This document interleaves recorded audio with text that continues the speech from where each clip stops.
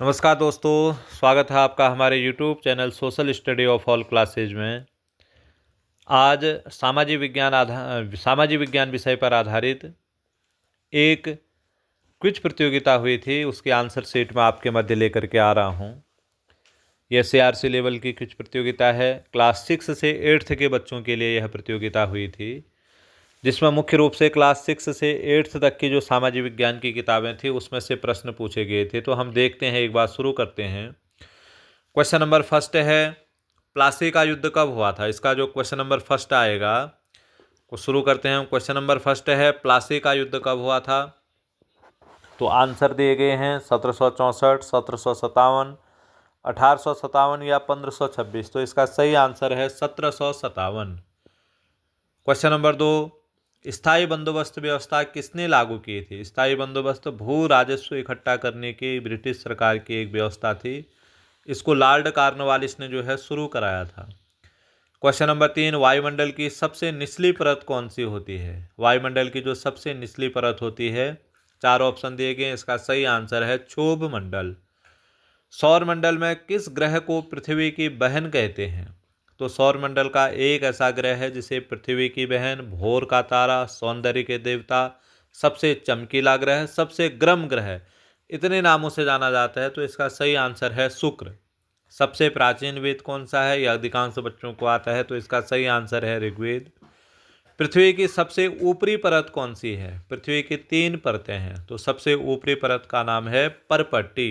दूसरे में आता है मेंटल, तीसरे अंदर की परत आती है क्रोड। तीसरा, भूकंप की तीव्रता किससे मापी जाती है? बहुत अच्छा प्रश्न है। भूकंप की तीव्रता नापी जाती है रिक्टर स्केल पर। जिस मानचित्र में पर्वतों, महासागरों एवं नदियों को दर्शाया जाता है वह कौन सा मानचित्र कहलाता है? तो इस प्रकार का मानचित्र जो है थीमेटिक मानचित्र कहलाता है।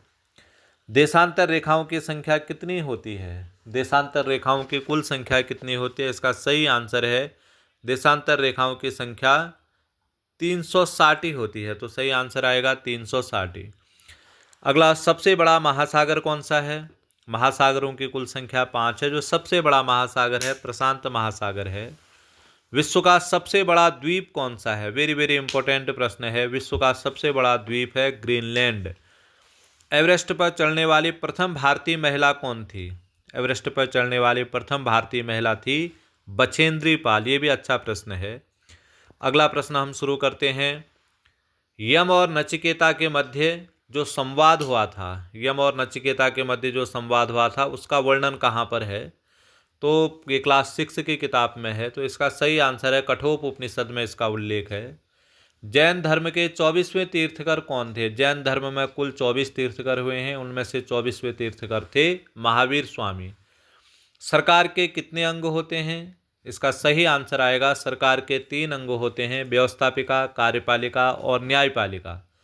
भारत में मिसाइल मैन के नाम से किसे जाना जाता है? बहुत अच्छा प्रश्न है। भारत में मिसाइल मैन के नाम से APJ अब्दुल कलाम जी को जाना जाता है। भारतीय संविधान का जनक किसे कहते हैं? अच्छा प्रश्न है। भारतीय संविधान का जनक डॉक्टर भीमराव अंबेडकर को कहा जाता है। पत्थर पर नक्काशी करके चित्र और प्रतीक बनाने की कला को क्या कहा जाता है? अगर हम पत्थर पर नक्काशी करते हैं, चित्र बनाते हैं, तो इस कला को मूर्ति कला के नाम से जाना जाता है। उत्तराखंड राज्य की स्थापना किस वर्ष हुई थी? इसका सही आंसर आएगा 9 नवंबर 2000।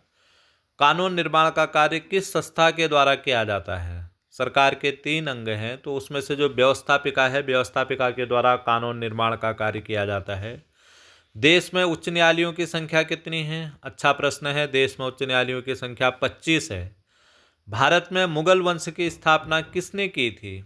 1526 में पानीपत का प्रथम युद्ध हुआ था, जिसमें बाबर ने इब्राहिम लोदी को पराजित करके भारत में मुगल वंश की स्थापना की थी। तो सही आंसर है बाबर। विश्व का सबसे बड़ा मरुस्थल सहारा है। यह किस महाद्वीप में है? तो इसका सही आंसर आएगा अफ्रीका महाद्वीप में। उत्तराखंड को कितने निर्वाचन क्षेत्रों में बांटा गया? अच्छा प्रश्न है। इसका मतलब है कि उत्तराखंड में विधानसभा की कुल कितनी सीटें हैं? तो इसका सही आंसर आएगा 70।